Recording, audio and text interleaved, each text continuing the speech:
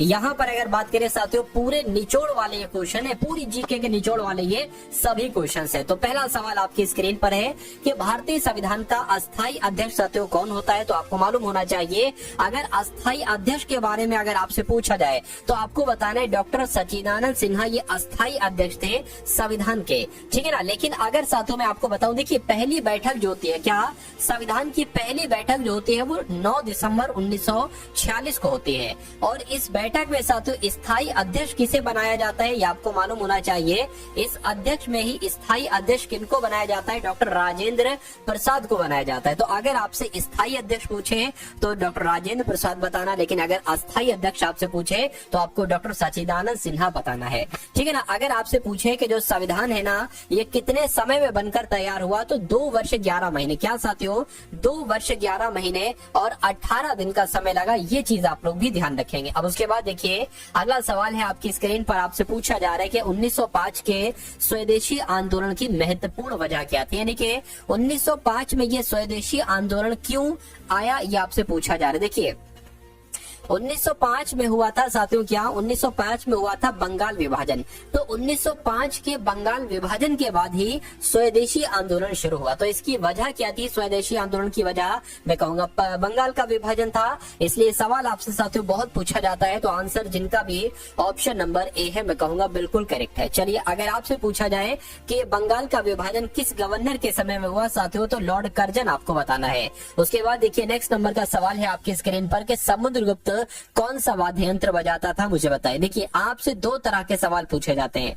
एक तो आपसे पूछा जाता है कि जो समुद्रगुप्त ना इनको क्या कहा जाता है, तो इनको साथियों कविराज भी कहा जाता है। अगर आपसे पूछ लिया जाए कि कविराज किन्हें कहा जाता है, तो साथियों समुद्रगुप्त को कहा जाता है। और समुद्रगुप्त ने ही अपने आप को एक उपाधि दी थी जिसका नाम क्या था साथियों, अश्वमेध कर्ता। क्या अश्वमेध कर्ता, आपसे पूछा जाएगा अश्वमेध कर्ता की उपाधि, अश्वमेध कर्ता की उपाधि किसने धारण की थी, तो अश्वमेध कर्ता की उपाधि समुद्रगुप्त ने ही साथियों धारण की थी। और कौन सा वाद्य यंत्र साथियों बजाते थे, तो ये वीणा से संबंधित है, यानी कि वीणा को ज्यादा पसंद करते थे। और उसके अलावा अगर बात करें साथियों विक्रमादित्य की उपाधि किसने धारण की थी, तो समुद्रगुप्त ने ही विक्रमादित्य की उपाधि धारण की थी, ये भी आपको मालूम होना चाहिए। अब उसके बाद देख लीजिए नेक्स्ट नंबर का साथियों सवाल है, देखिए और मुझे बताइए कि आपका राइट आंसर क्या हो सकता है। कहने के केन बेतवा लिंक नहर किस राष्ट्रीय उद्यान से गुजरती है, तो ये साथियों राष्ट्रीय एक तरीके से कहां से गुजरती है, ये पन्ना राष्ट्रीय उद्यान से गुजरती है, ये आपको मालूम होना चाहिए। अगर आपसे पूछे कि पन्ना राष्ट्रीय उद्यान कहां पर है, तो ये साथियों मध्य प्रदेश में, कहां पर है साथियों, मध्य प्रदेश में है, ये बात आपको मालूम होना चाहिए। साथ उसके बाद देखिए एक सवाल जो आपके एग्जाम में बार बार आता है, बहुत पूछा जाता है और बच्चे इसको छोड़कर चले जाते हैं। आपसे पूछा जा रहा है कि निरपेक्ष दाब से आप क्या समझते हैं, तो ये निरपेक्ष दाब क्या होता है कि ये दाब मापने वाले यंत्र के गेज पर देखा जाने वाला दाब है, मैं कहूंगा नहीं। यह औसत समुद्र तल पर वायुमंडलीय दाब है, मैं कहूंगा नहीं। यह किलोग्राम बटे सेंटीमीटर में व्यक्त वायुमंडलीय दाब है, नहीं साथियों। यह वायुमंडल और गेज दाबों के बीच बीज गणितीय योग का बराबर दाब है, मैं कहूंगा बिल्कुल सही। यानी कि अगर ये सवाल आपके एग्जाम में आता है तो जवाब आप लोगों को मैंने बता दिया है, बस आप लोग ध्यान रखेंगे। उसके बाद देखिए तेलंगाना को एक नए राज्य के रूप में बनाने के लिए किस समिति को नियुक्त किया गया था। साथियों सभी के सभी क्वेश्चन की अगर बात करें, सभी के सभी एकदम टॉप लेवल के क्वेश्चन है, यानी कि क्या इनको क्रैक करके, यानी कि एग्जाम इन क्वेश्चंस को लगा के क्या एग्जाम को आप पास कर सकते हैं, तो मैं कहूंगा बिल्कुल साथियों ये क्वेश्चन को लगा के आप एग्जाम को पास कर सकते हैं। और मैं आपको साथियों सब कुछ पढ़ाता हूँ, चाहे वो रीजनिंग हो चाहे मैथ हो। मैथ रीजनिंग तो साथियों क्वालिफाइड नेचर की है कहने को, लेकिन उससे पहले साथियों मैं आपको GS GK plus current affair और उसके अलावा इंग्लिश वाली क्लासेस भी साथियों आपके लिए तैयार की गई है। मतलब पूरा मॉडल पेपर आपको कराया जाता है, एक वीडियो में चारों विषयों का निचोड़ आपको दिया जाता है। चलिए तो चैनल से साथियों जुड़ जाइए। अगर वीडियो को अभी तक लाइक नहीं किया तो तुरंत साथियों वीडियो को लाइक कर दीजिए। और अगर चैनल पर आप लोग नए हैं, चैनल को अगर आपने सब्सक्राइब नहीं किया तो चैनल को तुरंत आप लोग सब्सक्राइब कर दीजिए, ठीक है ना। और इस क्वेश्चन को ध्यान रखेंगे, क्वेश्चन आपके एग्जाम में आएगा कि तेलंगाना को एक नए राज्य के रूप में बनाने के लिए किस समिति का गठन किया गया था, तो श्री कृष्ण समिति का गठन किया गया था। ये आप सभी लोगों को याद होना चाहिए। चाहिए, आप सभी लोगों को मालूम होना चाहिए। पूछे तेलंगाना का गठन एक अलग राज्य के रूप में गठन कब किया गया था साथियों? तो 2 जून 2014 को साथियों इसका गठन किया गया था, ये भी आपको मालूम होना चाहिए। प्रत्येक वर्ष कितने श्रेणियों में नोबेल पुरस्कार दिया जाता है मुझे बताइए। देखिए कौन कौन से साथियों क्षेत्र में दिया जाता है। एक तो आप लोग ध्यान रखेंगे साथियों, साहित्य के क्षेत्र में दिया जाता है। क्या साहित्य के क्षेत्र में दिया जाता है? उसके अलावा अगर बात करें साथियों, भौतिक के क्षेत्र में दिया जाता है। क्या भौतिक के क्षेत्र में हो गया? उसके अलावा साथियों रसायन के क्षेत्र में हो गया, ठीक है ना। चिकित्सा के क्षेत्र में हो गया। क्या साथियों? चिकित्सा के क्षेत्र में हो गया। उसके अलावा विज्ञान के क्षेत्र में हो गया, ठीक है ना। विज्ञान के क्षेत्र में हो गया और साथियों अर्थशास्त्र के क्षेत्र में हो गया, ठीक है ना। चलिए तो इतनी बात आप लोग ध्यान रखेंगे साथियों। चलिए उसके अलावा शांति के क्षेत्र में हो गया। क्या साथियों? शांति के क्षेत्र में हो गया। तो ये कितने हो गए साथियों? कुल मिला के 6 हो गए, ठीक है ना। देखिए साहित्य के क्षेत्र में, भौतिक के क्षेत्र में, ठीक है, रसायन विज्ञान, चिकित्सा विज्ञान, ठीक है ना, और अर्थशास्त्र और शांति के क्षेत्र में। तो ये कुल मिला के 6 हो गए। तो 6 आपका साथियों बिल्कुल सही जवाब हो जाएगा। उसके बाद देखिए अगला सवाल है आपके स्क्रीन पर, वेल्थ ऑफ नेशन पुस्तक के लेखक कौन है मुझे बताइए। साथियों इस वीडियो की अगर बात करें, इस वीडियो में मैं आपको जो क्वेश्चंस दे रहा हूँ और जो उनसे संबंधित क्वेश्चंस आपको दे रहा हूँ, जो उनसे संबंधित चीजें मैं आपको बता रहा हूँ ना, प्रश्न से संबंधित चीजें, वो आपके एग्जाम में क्वेश्चंस के रूप में आएंगी। तो जो इंपॉर्टेंट जानकारी मैं आपको दे रहा हूँ साथियों, वो आप लोग जरूर ध्यान रखिएगा। तो वेल्थ ऑफ नेशन पुस्तक के लेखक कौन है साथियों? एडम स्मिथ है। कौन है साथियों? एडम स्मिथ है, आप लोग ध्यान रखेंगे। अच्छा, मोहन राकेश की एक रचना बहुत पूछी जाती है कि आधे अधूरे। क्या साथियों? अगर बात करते हैं यहाँ पर साथियों, आधे अधूरे किसकी रचना है? तो मोहन राकेश की रचना है। अगर प्लूटो की अगर बात करें साथियों, एक रचना है रिपब्लिक। क्या रचना है साथियों? रिपब्लिक इनकी एक रचना है, ये भी आपको ध्यान रखना। उसके बाद देखिए बुलंद दरवाजा अकबर ने किस उपलक्ष्य में बनवाया था मुझे बताइए। तो बुलंद दरवाजे की अगर बात करते हैं साथियों, गुजरात विजय पर, ठीक है ना, गुजरात विजय पर बनाया था। इसके सही जवाब आपका जाएगा ऑप्शन नंबर सी के साथ। और जिनका आंसर यहाँ पर ऑप्शन नंबर सी के साथ है, मैं कहूंगा आंसर आपका बिल्कुल करेक्ट है। ओलंपिक खेलों की शुरुआत की गई। तो ओलंपिक खेलों की साथियों शुरुआत कब की गई? 1896 में ही ओलंपिक खेलों की शुरुआत की गई। आप सभी लोग याद रखेंगे कहाँ की गई ओलंपिक खेलों की शुरुआत? तो साथियों यूनान के एथेंस में की गई। कहाँ? यूनान के एथेंस में। आप लोग ध्यान रखेंगे, यूनान के एथेंस में ही ओलंपिक खेलों की शुरुआत की गई। आप सभी लोगों को यहाँ पर याद रखना। उसके बाद देखिए अगला सवाल है कि गुजरात और महाराष्ट्र की स्थापना कब हुई मुझे बताइए। ये दोनों सवाल आपसे पूछे जाएंगे अलग अलग करके कि गुजरात की स्थापना कब हुई, तो आपको 1 मई 1960 बता देना है। अगर महाराष्ट्र की स्थापना के बारे में पूछे तो आपको 1 मई 1960 बता देना है। यानी कि इतनी जानकारी आप लोग ध्यान रखेंगे। देखिए आपसे पूछा जा सकता है कि उत्तर प्रदेश दिवस कब मनाया जाता है। क्या अगर आपसे साथियों पूछ लिया जाए, क्या पूछ लिया जाए कि उत्तर प्रदेश दिवस कब मनाया जाता है, तो 24 जनवरी को। कब साथियों? 24 जनवरी को उत्तर प्रदेश दिवस मनाया जाता है। अगर आपसे साथियों पूछ लिया जाए, अच्छा मैं आपको एक चीज बता दे रहा हूँ, मैं आपको क्या बता दे रहा हूँ, मैं आपको बता दे रहा हूँ कि 1 नवंबर को कौन कौन से राज्य के दिवस मनाए जाते हैं। एक तो उत्तर प्रदेश दिवस भी मनाया जाता है, ये उत्तर प्रदेश दिवस 24 जनवरी को भी, और 1 नवंबर को भी उत्तर प्रदेश दिवस मनाया जाता है। पंजाब दिवस कब? 1 नवंबर को मनाया जाता है।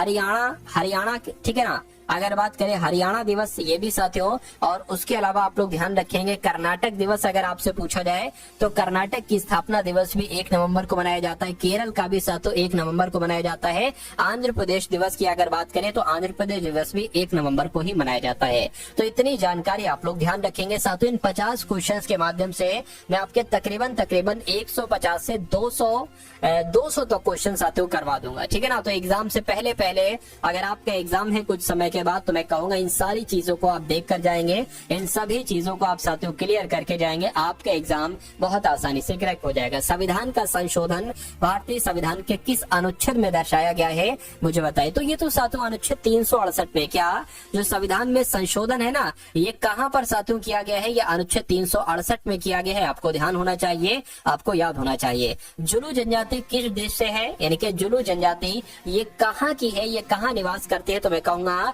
दक्षिण अफ्रीका के नेटाल प्रांत में साथियों जुलू जनजाति पाई जाती है। अगर आपसे साथियों पूछ लिया जाए कि बेद्धा जनजाति कहाँ पाई जाती है, क्या अगर आपसे साथियों पूछ लिया जाए कि बेद्धा जनजाति कहाँ पर पाई जाती है, क्योंकि पहले भी कई बार ठीक है ना, पूछा जा चुका है। तो बेधा जनजाति आप लोग ध्यान रखेंगे श्रीलंका में।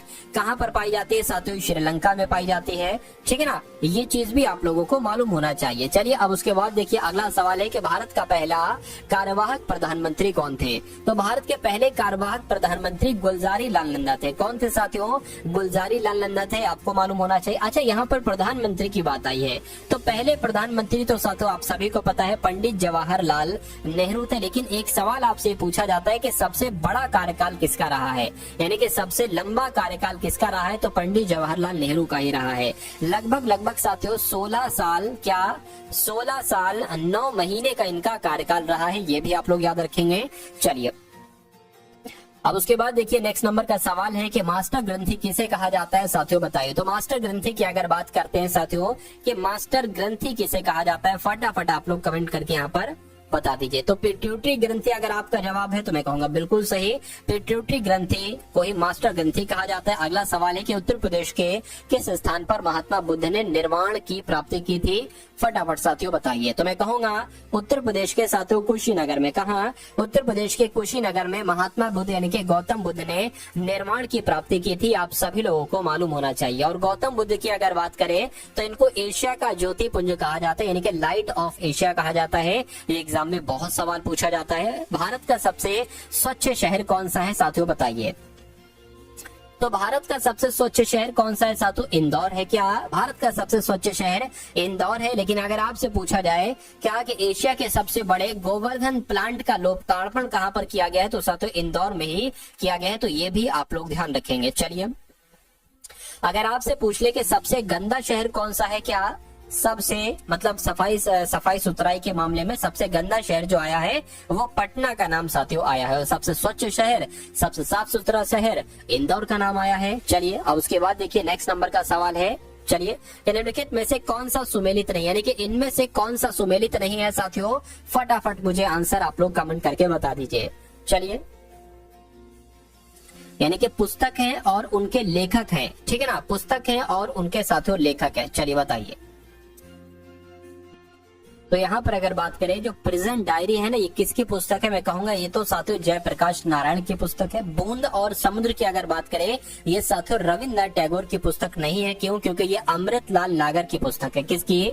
ये अमृतलाल नागर की पुस्तक है। उसके अलावा लाइफ डिवाइन अरविंद घोष की पुस्तक है और इंडिया विज फ्रीडम अबुल कलाम आजाद की पुस्तक है। तो कौन सा सुमेलित नहीं है? ऑप्शन नंबर बी वाला सुमेलित नहीं है। अब नहीं है तो ये क्या होगा? ये आपका साथियों बिल्कुल करेक्ट आंसर हो जाएगा। उसके बाद देखिए पाटलिपुत्र में स्थित जो चंद्रगुप्त का महल है ये किसका बना हुआ है? तो ये किसका बना हुआ है साथियों? अगर ये सवाल आपसे पूछा जाए तो ये लकड़ी का बना है, इसलिए राइट आंसर आपका सी के साथ जाएगा। निम्नलिखित में से कौन सा सुमेलित नहीं है? देखिए साथियों बताइए। देखिए अंतरराष्ट्रीय मुद्रा कोष का मुख्यालय मैं कहूंगा वॉशिंगटन डीसी में, बिल्कुल सही। इंटरपोल का मुख्यालय साथियों पेरिस के लेनोस में है, ये भी बिल्कुल सही हो जाएगा। नाटो का मुख्यालय बेल्जियम के ब्रुसेल्स में है, लेकिन अरब लीग का मुख्यालय सऊदी अरब में नहीं है। ये कहाँ पर है साथियों? ये काहिरा में है। इसका मुख्यालय कहाँ पर है? अरब लीग का काहिरा में। तो कौन सा सुमेलित नहीं है? ऑप्शन नंबर डी वाला सुमेलित नहीं है। अब नहीं है तो ये क्या होगा? ये आपका बिल्कुल करेक्ट आंसर है। झूमर नृत्य किस प्रदेश से संबंधित है, यानी कि ये कहाँ पर? तो ये हरियाणा में भी किया जाता है। यानी कि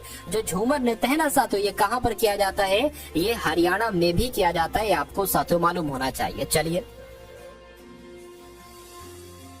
अब उसके बाद देख लेते हैं नेक्स्ट नंबर का सवाल है कि वर्ष 2011 की जनगणना के अनुसार उत्तर प्रदेश की सर्वाधिक महिला साक्षरता किस जिले की थी? तो साथियों कानपुर की थी। कहाँ की थी? कानपुर की थी। आंसर आपका सी के साथ। ताजमहल का निर्माण किस मतलब कब करवाया गया था, किस सन में करवाया गया था, ये आपसे यहाँ पर पूछा जा रहा है साथियों। देखिए और फटाफट बताइए कि आपका राइट आंसर साथियों क्या हो सकता है। चलिए तो अगर बात करते हैं साथियों ताजमहल का निर्माण कब करवाया गया था, तो 1632 में करवाया गया था। ये आप सभी लोग यहाँ पर ध्यान रखें। किसके द्वारा? तो शाहजहां के द्वारा करवाया गया था। और मुगल वास्तुकला का उत्कृष्ट नमूना अगर आपसे पूछे तो आपको ताजमहल का ही नाम बता देना है। चलिए भाई उसके बाद देखिए अगला सवाल है कि नींबू का पीएच मान कितना है? तो नींबू का पीएच मान कितना होता है साथियों? मैं कहूंगा 2.4 नींबू का पीएच मान होता है। शराब का पीएच मान कितना होता है साथियों? 2.8 शराब का पीएच मान होता है। क्या? शराब का पीएच मान साथियों 2.8 होता है। और अगर आपसे साथियों आंसू का पीएच मान पूछा जाए, क्या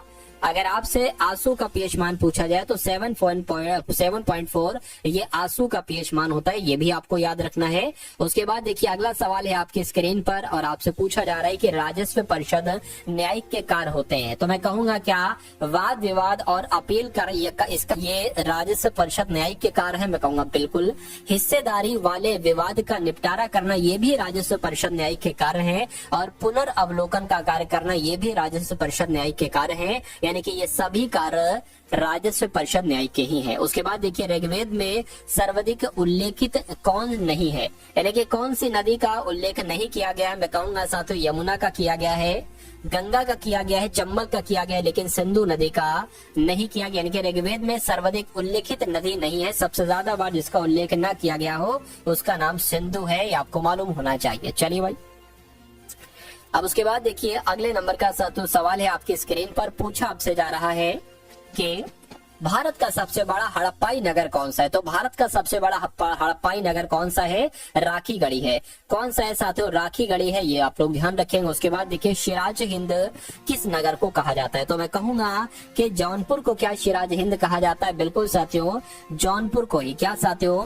जौनपुर को ही सिराज हिंद कहा जाता है। उसके बाद देखिए उत्तर प्रदेश की किस नहर से सर्वाधिक क्षेत्र में सिंचाई की जाती है, तो साथियों शारदा नहर। ये वैसे तो यूपी की सबसे लंबी नहर है, और यूपी की सबसे लंबी नहर यानी कि शारदा नहर से सर्वाधिक क्षेत्र में सिंचाई की जाती है। अगला सवाल है आपकी स्क्रीन पर कि सामुदायिक विकास कार्यक्रम कब प्रारंभ किया गया, तो ये साथियों 2 अक्टूबर 1952 को आरंभ किया गया था। सामुदायिक विकास कार्यक्रम 2 अक्टूबर 1952 को शुरुआत की गई थी, इसकी आप लोग ध्यान रखेंगे।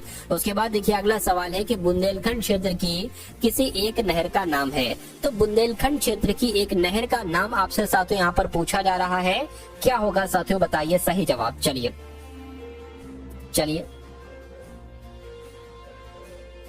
साथियों, अगर आपने अभी तक इस वीडियो को लाइक नहीं किया है तो तुरंत साथियों वीडियो को आप लोग क्या कर दीजिए, लाइक कर दीजिए। और जो लोग भी चैनल पर नए हैं, चैनल को साथियों तुरंत आप लोग क्या कर दीजिए, सब्सक्राइब भी कर दीजिए। चलिए, तो बुंदेलखंड क्षेत्र की एक नहर का नाम तो साथियों बेतवा नहर यहाँ पर मैं बता सकता हूँ। उसके बाद देखिए 10 मई 1857 को भारत के महान सिपाही विद्रोह का प्रारंभिक विस्फोट कहाँ से हुआ था, तो ये साथियों मेरठ से हुआ था। ये कहाँ से हुआ था, ये मेरठ से हुआ था। उसके बाद देखिए चकबंदी लेखपाल किसके अधीन होता है, तो चकबंदी लेखपाल चकबंदी आयुक्त के अधीन होता है। अगला सवाल देखिए कि वर्ष 2011 की जनगणना के अनुसार उत्तर प्रदेश में सबसे कम जनसंख्या वाला जिला कौन सा है, तो किसकी बात चल रही है साथियों, महोबा की बात चल रही है। महोबा आपका राइट आंसर है। राजकीय वन किसे कहते हैं, तो राजकीय वन की अगर बात करें, सवाल आपके एग्जाम में पूछा जा सकता है, तो राजकीय वन किसे कहते हैं, जो वन पूर्णतः स्थानीय निकाय के नियंत्रण में हो उसको कहते हैं, या जो वन पूर्णतः राजकीय संरक्षण, बिल्कुल साथियों जो वन पूर्णतः राजकीय संरक्षण में होते हैं उनको राजकीय वन कहा जाता है, ये आपको मालूम होना चाहिए। उत्तर प्रदेश का भौतिक क्षेत्र है,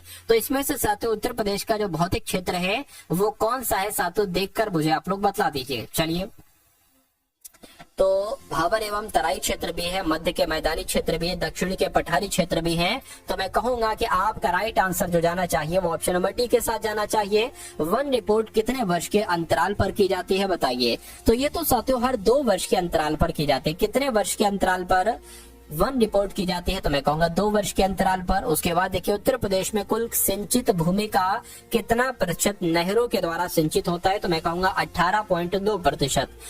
गदर पार्टी की स्थापना साथियों किसने की थी, तो गदर पार्टी की स्थापना एक तो देखिए लाला हरदयाल का नाम आपको मालूम होना चाहिए, उसके अलावा सोहन सिंह भाकना का नाम आपको भी ध्यान होना चाहिए। क्या, सोहन सिंह भाकना का नाम भी इम्पोर्टेंट है। अगर कभी को मान लीजिए लाला हरदयाल नहीं आता है तो सोहन भाकना सिंह आएगा।